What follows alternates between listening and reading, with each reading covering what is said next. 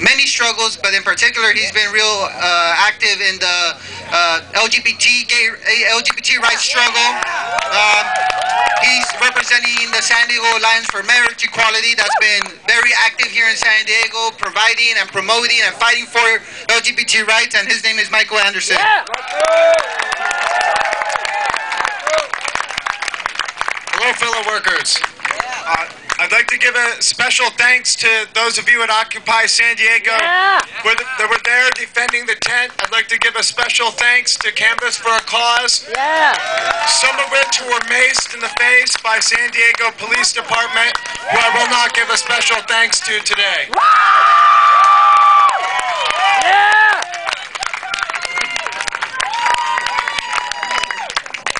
Fellow queer people and those who are in solidarity with us, for too long we have been too kind.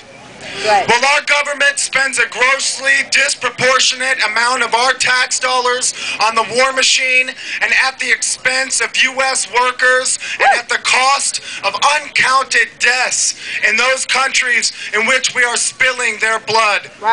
Uncle Sam now comes to you decorated with a rainbow pin, a deceiving smile, and a finger pointed at you. And he says, "I want you." However, I am forced to ask, does Uncle Sam want me, or does he want to use me? He has ignored us.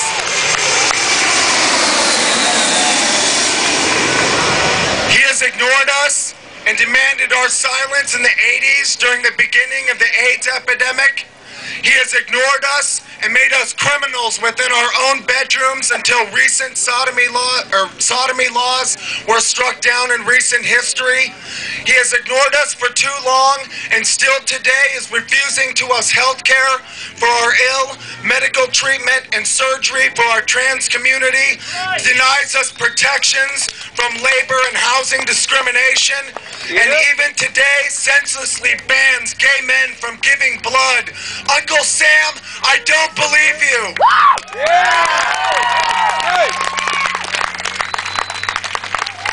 While Don't Ask, Don't Tell has been repealed, homophobia codified into law is still widespread throughout this country. With little protections coming from the federal government, we too pay for this war with our taxes, while they refuse to same-sex partners Social Security benefits. While they will now let us fight and die in their military, we are not even given the courtesy of a knock on the door when our partners or lives are lost overseas in their wars. We receive no death benefits.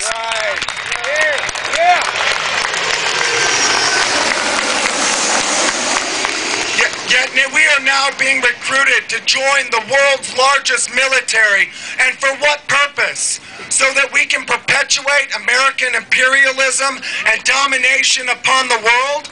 So that we can fight and die so that the arms dealers can profit? So that the natural resources of another country can be secured for the business interest of the 1% of Americans? So that the U.S. military bases can be built in every damn country in this world. Uncle Sam, you may want us, but I say, no, thank you.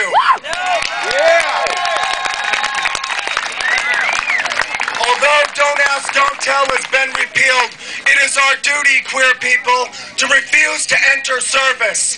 We must, instead of joining into the military, which is used to bully the rest of the world into submission, join a movement, join a people's army, like the one before you, that is building to bring about social justice, economic justice, peace, and global equality for all people.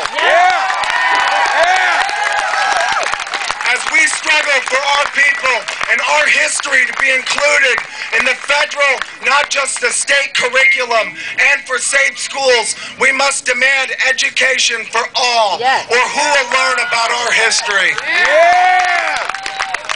As we struggle for AIDS treatment and trans-inclusive health care,